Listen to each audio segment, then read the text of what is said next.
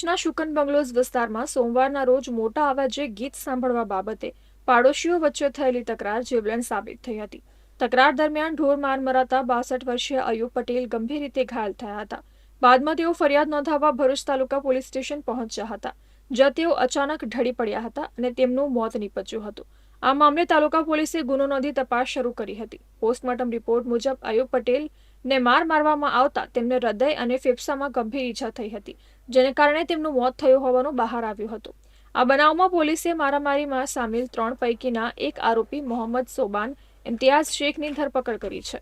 જાણવા મળ્યું છે કે તેના આવતા મહિને નિકાહ થવાના હતા. આરોપીની ફિયોન્સી અને એક સગીર સામે પણ ગુનો નોંધવામાં આવ્યો છે. હાલ પોલીસે આરોપીની ધરપકડ કરી તેની વિરુદ્ધ કાયદેસરની કાર્યવાહી હાથ ધરી છે.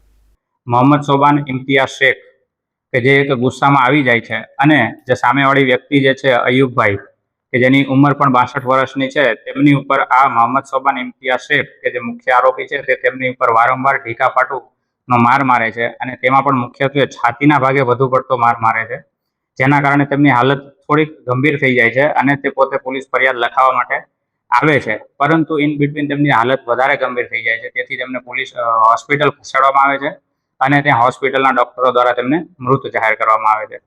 જે ડાઉટ ક્લિયર કરવા માટે આપણે પીએમ કરાવેલું છે કે જે પેનલ દ્વારા પીએમ દ્વારા એવો રિપોર્ટ કરવામાં આવે છે કે તેમને છાતીના ભાગે માર વાગવાથી હૃદય અને ફેફસા જે બંને ફાટી ગયા છે અને જે ફાટી જવાના કારણે જે વધારે પડતું લોહી વહી ગયું છે, જે લોહી વહી જવાના કારણે તેમનું મૃત્યુ થયું છે.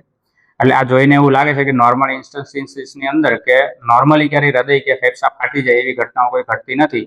જે ઈજાના કારણે કોઈ વાગ્યું હોય જેના કારણે આવી ઘટના ઘટેલી હોય એવું લાગી રહ્યું છે. એટલે જે ધ્યાને રાખી અને ભરૂચ તાલુકા પોલીસ સ્ટેશનની અંદર એક મર્ડરનો ગુનો દાખલ કરવામાં આવે છે અને જે અન્વયે મુખ્ય આરોપી જે છે મોહમ્મદ સોબાન ઇમ્તિયાઝ શેખ કે જેમની અટક કરેલી છે અને હાલ કાયદેસરની કાર્યવાહી ચાલુ છે.